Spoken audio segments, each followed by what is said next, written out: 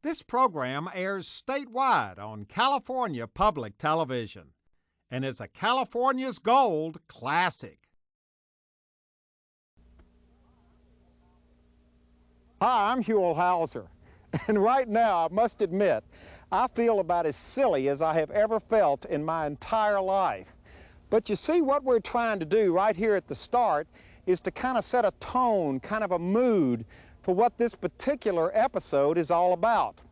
You see, I call this adventure In Search of Buried Treasure, because that's exactly what we're going to do. We're going to search for two of our state's honest-to-goodness buried treasures. Well, I think you can tell from the looks of things that this is going to be a lot of fun. So if you're up to it, come on along with me as we continue our search together for California's gold.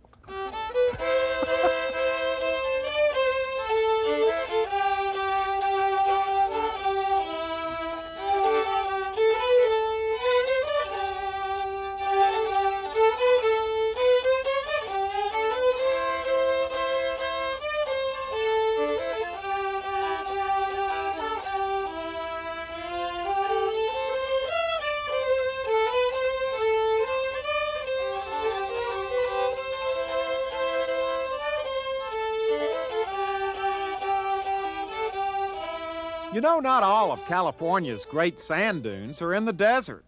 Some of our state's most spectacular dunes run for about 30 miles along the central coast. This particular section of dunes are known as the Guadalupe Dunes, and they're near the farming community of Guadalupe in northern Santa Barbara County. It's a beautiful area full of contrast. Everything from the dunes themselves to wetlands, from freshwater lakes to all kinds of wildflowers and vegetation. Good morning, sir. Good morning, sir. Good morning. We've already had breakfast. There we go. Morning, Hill. Good to see you. But we were visiting the dunes not to look at wildflowers, but to look for buried treasure. And we ended up early in the morning in the fog on a section of the dunes under the management of the Nature Conservancy. And I was taken to the exact spot where over 70 years ago, history was made.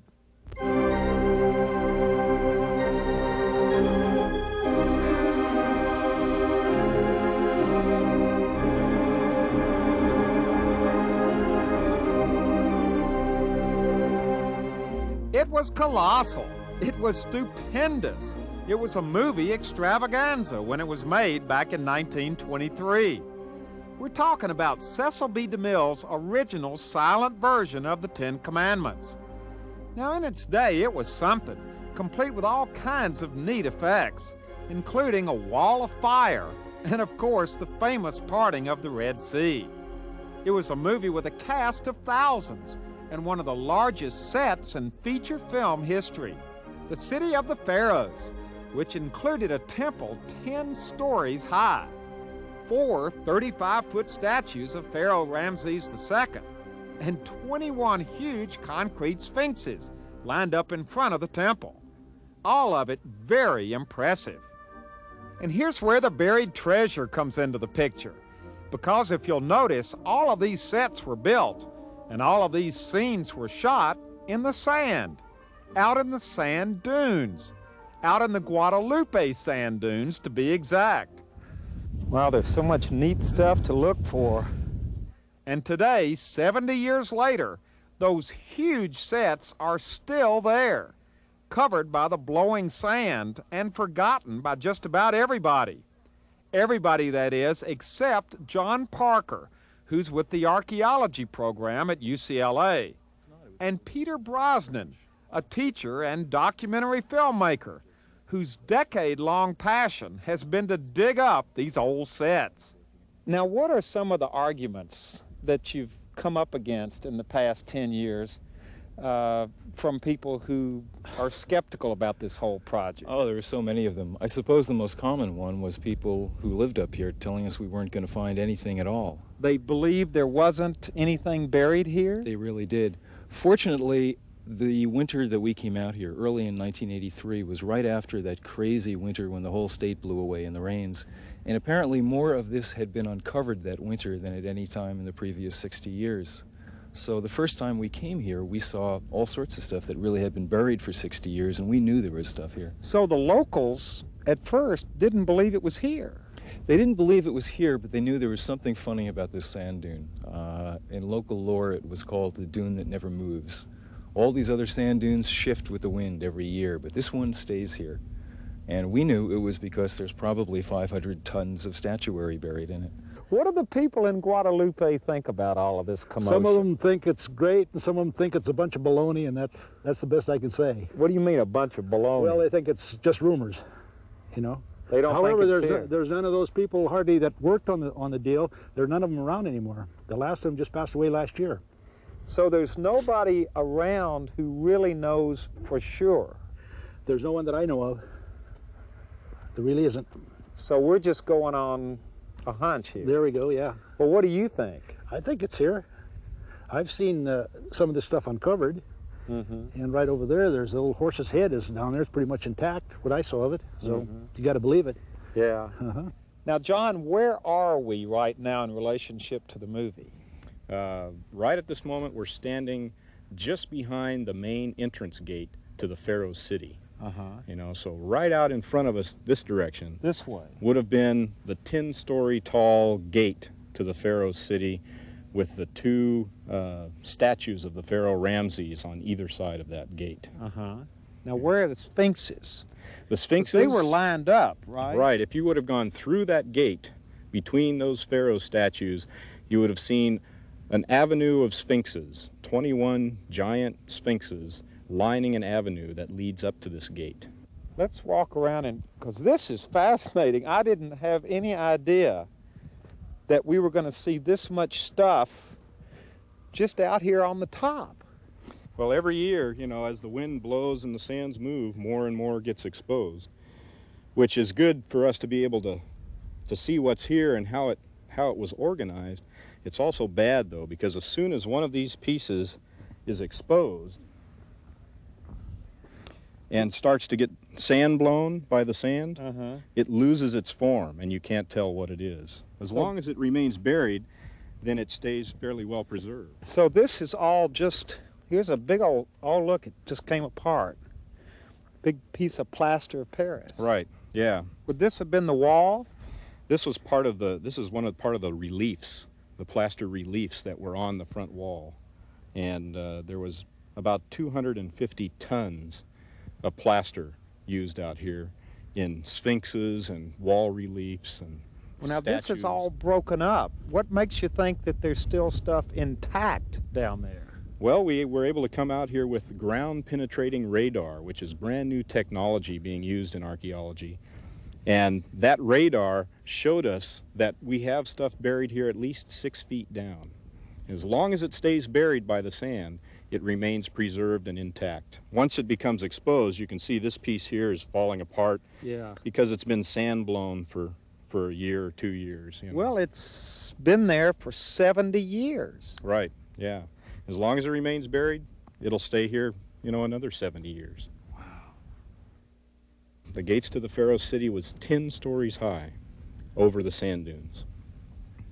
So from here up. Right, and the length of about 2 football fields, 10 stories tall, a huge wall. This was before the days of miniatures, you know, in the movie business. If you wanted an Egyptian city, you had to build a full-size Egyptian city. That's what DeMille did out here. Well, now, you don't think the whole 10 stories is still here. Didn't they knock some of that down? Well, his contract with the landowner stipulated that he had to remove everything from the sand dune when he was finished, but he was over budget. So what they did is they cut the reinforcing cables and laid the wall on its back on the surface of the dune and let the natural wind-blown sand just bury it. Wow. So as far as the landowners were concerned, it was gone. But it's still here, buried in the sand. Well, this is a piece that just recently came to my attention. It's actually a toe. It's a plaster toe from one of the 3-story tall statues of the Pharaoh that flanked the city gates. And this is actually the little toe. How do you know it's a toe? Well, this is the toenail right here. This Oh, part okay. right here.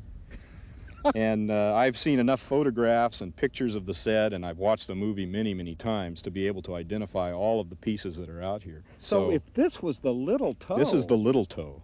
This was a huge... Huge. I mean, the statue was 3 stories tall, and it was a statue of the pharaoh sitting. So when you see this in the movie, with someone standing next to it, you really get an appreciation for what we're dealing with out here. The thing that surprises me is that the studio actually allowed him to do it. The cost was immense. I mean, the filming of this movie was $1.4 million, which was $500,000 more than any other movie during that time period. And I can just imagine the head of Paramount saying, "You're nuts. You're crazy. You can't do that." But for somehow DeMille was able to convince the studio to let him do it. This is a long way from Egypt, isn't it? Long way from Egypt. In fact, DeMille wrote in one of his autobiographies, he hopes thousands of years from now, when archaeologists uncover these sphinxes in the Guadalupe dunes, they don't jump to the conclusion that the Egyptian civilization extended as far as the Pacific Ocean. So he knew that eventually, someday someone would come across the remains of his buried movie set and unearth it.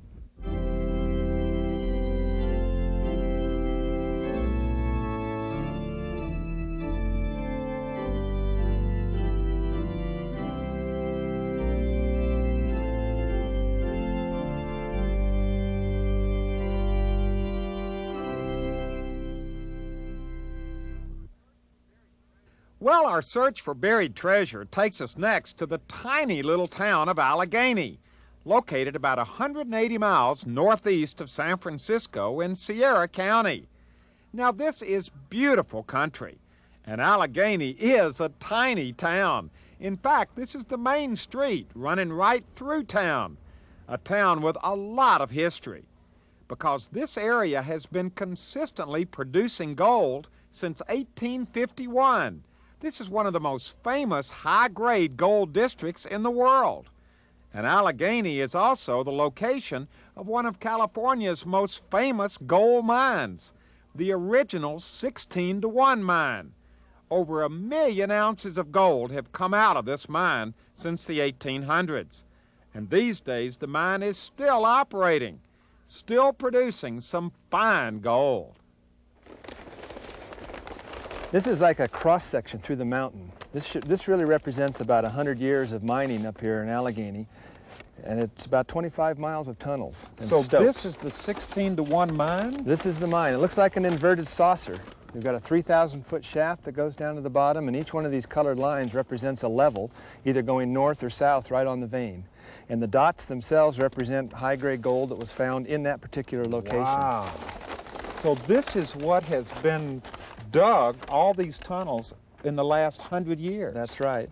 And the main problem that all of us had when we started to reactivate this mine was from this blue line on down, it was all full of water. So this area was left open to air, but from this point on, for 25, 30 years, it was underwater. Wow. And right now, we have water left only on one level, and that's this 2,400-foot level I right had at the no bottom. idea. So what you're saying is that all these mountains that we're standing in the middle of, underneath them, are all these tunnels. That's right. We're standing right here, right now. And we're going to go, today, we're going to go way out over to this direction. We've got a long trip ahead of us. Wow. The old 16-to-1, I had no idea. 25 miles of tunnels. 25 miles. Well, I guess we better get going. I think so. We're not going to walk.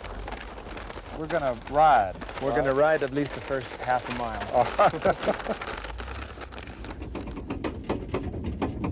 Now, it's one thing to talk about gold mines. It's another to actually go down in one. But the guys at the 16-to-1 invited me to spend the day with them mining for gold thousands of feet below the surface. And that was just too good an opportunity to pass up. So we were off.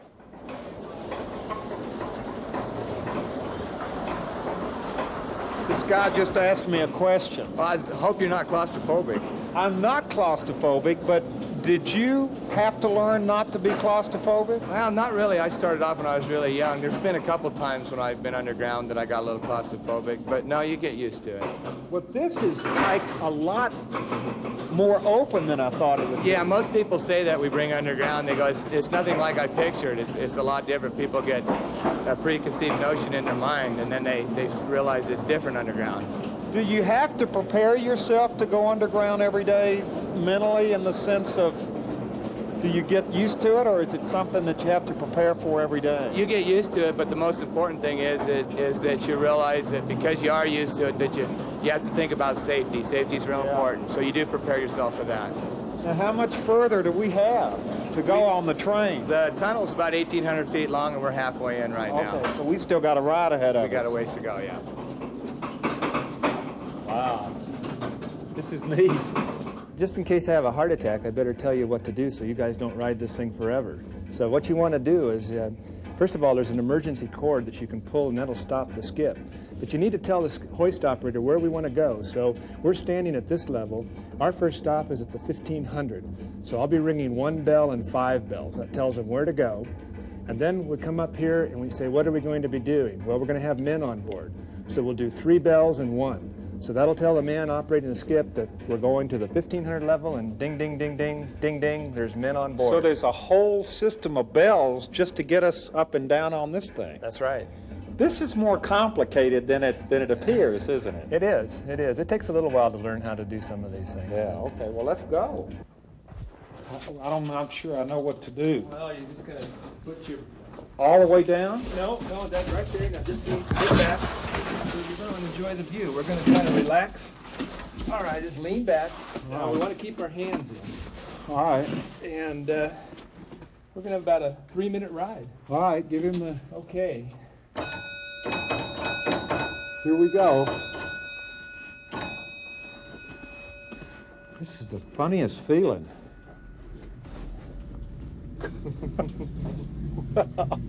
Wow. This is such an amazing...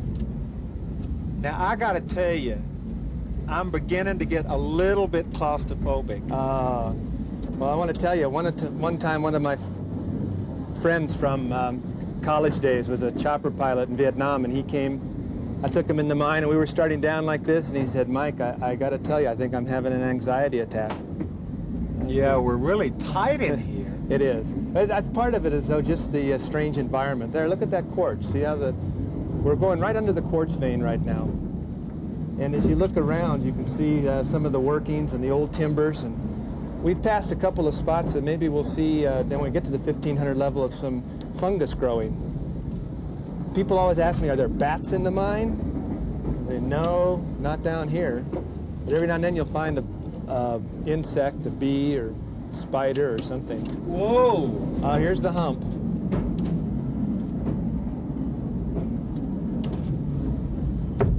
Is it okay to feel a little anxious now? Because I'm feeling it. I think so. It's just, well, like the roller coaster rides or anything like that. Only you don't have any way to anticipate because you don't know what's ahead of you. Now, how long has this been here like this, dug down? Well, the original winze was put in the 1940s, but it had to be extensively retimbered. You'll notice all the timbers as we're going down. And it really became operable about 6 years ago. Wow. Well, here we are.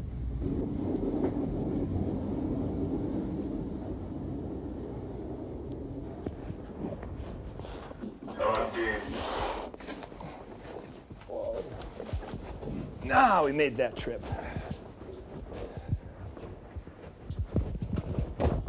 Well, now it's on to another little train. 1,500 level. Yeah, I think you're going to be sitting in this car, and I'll drive the trammer. So we're going to go back?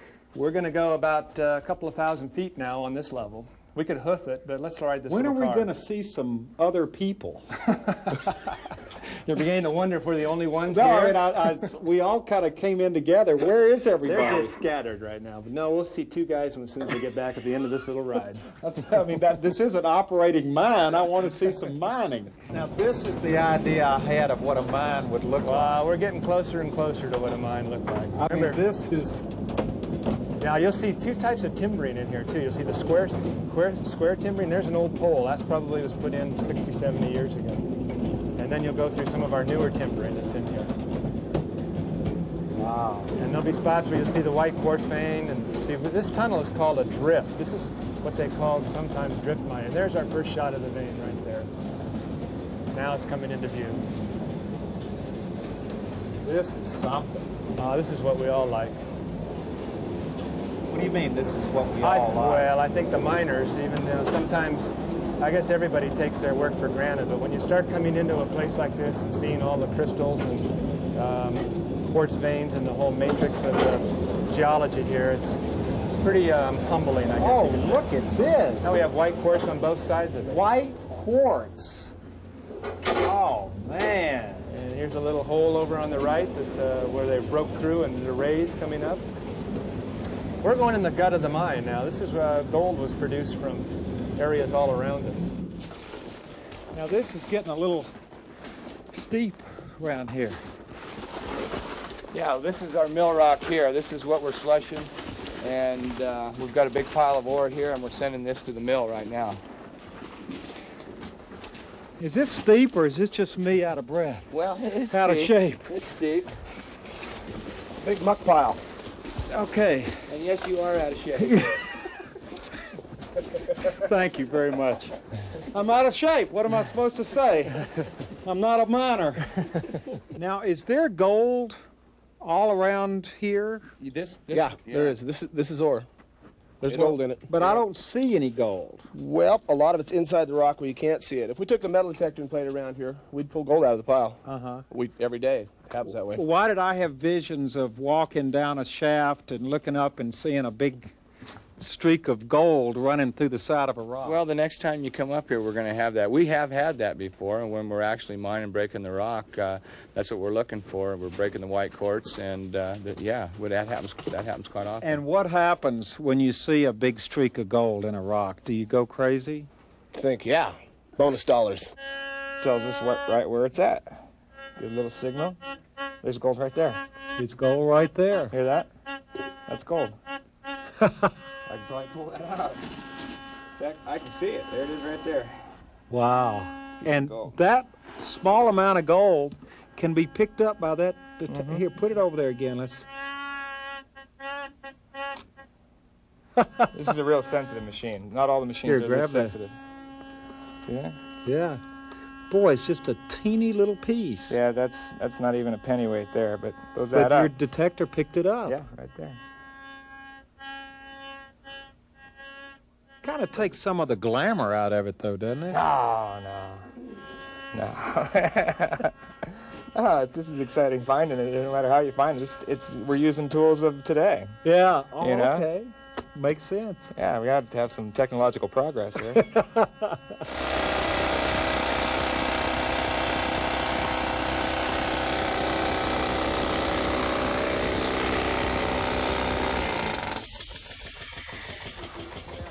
So now we're putting the dynamite into the rock. We have a little bit of a ravelly hole, so it's kind of done with a little bit of care and a little bit of finesse. Another one happens like that. All the way to the bottom. And there's the So fuse. we got anything like that's the fuse. This is the end that we're going to light right here. We got some stemming. How long is this fuse? This fuse is Right 4 at your feet. No, but I mean, how much time How much time? do we have after we light the fuse to get away from it? 3 minutes. Okay, Louis, I hope you got Okay, Lou, you got your track shoes on, buddy? I've got mine on. We got plenty of time. Don't worry about it. Fire in the hole! Fire in the hole! Oh my gosh. Fire in the hole. So now we've got how long? Now we've got 3 minutes to walk that way. No, not walk that way. Get your body out of it. Well, We are getting out of here. come on. Any time, huh? It's late. Now, what happens if we stand here for 10 minutes and it doesn't go off? Then we wait for an hour. An hour, 45 minutes. That's how long you wait? Yeah, in case we have a slow burning fuse or something like that. Very rarely does that happen. Very rarely. Well, I'm going to sit down. Oh! That'd be good on See? camera. Like a thunderclap, huh? That wasn't much. Oh, yeah, here we go. All right. Bingo, as Let's they see it. say. Bring it down here. That's Let's. high grade. Right there. I knew it was in there. How did you know Now, how much is this worth? Geochem work. How much is this worth? Let me hold it. Whoa. That's it's about $150 worth right there. Really? Yeah. You see that up there? It's still going. See that? That's gold from there over to there. So your metal detector was right. Yeah, it was. Now, how does it make you feel finding this gold? It makes me feel like I got a job tomorrow still. It makes me feel good. This is what we're here for. We're to bring in the high grade. Keep this boat floating, if you use the metaphor. It makes me feel good. I'm a successful miner. All right, you're a successful miner. Look at these two guys down here. They're still looking. They look like a couple of dogs, don't they? Fellas, We told you. where's the gold? Could be hundreds of ounces and could be just 1 ounce. And we all work for the same company that he does. So you're all going to split We have the... a job tomorrow too. Well, the day I spent down in the 16-to-1 mine is one I'll never forget. And I'd like to thank the guys for taking us along and showing us firsthand what underground gold mining is all about. But at the end of the day, when we came out of the mine back to the surface, we still had one unexpected treat in store. We got to watch as they poured some liquid gold into bars. And that was something to see. Oh, wow.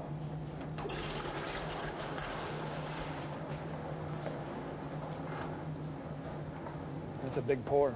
How much gold is in there? We probably have around $50,000 in these 3 bars. Really? 45,000. Now, is this commonplace for you to do this every day?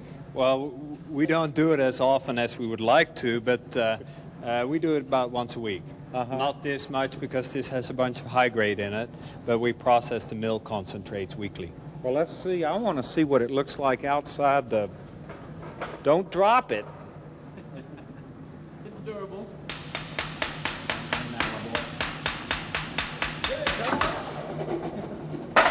So it's down in there now. Malleable in your palms.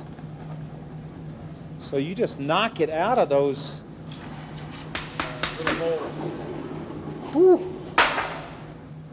It's a lot of hard work, and not for a minute do we take this for granted that it just comes easy. It's we really respect the gold that it's been down there for that long, and we appreciate it that we can take it and turn it into cash and be here. Yeah. Just the way the miners were 100 years ago. Pretty much. We drive newer cars. Now this is an example of California's gold. Right. The real California's gold. Well, hello everybody, I'm Huell Hauser, and I sure hope you enjoyed this adventure. If you'd like to see it again or share it with your family or friends, all you have to do is call 1-800-266-5727, and we'll be glad to send it to you right away.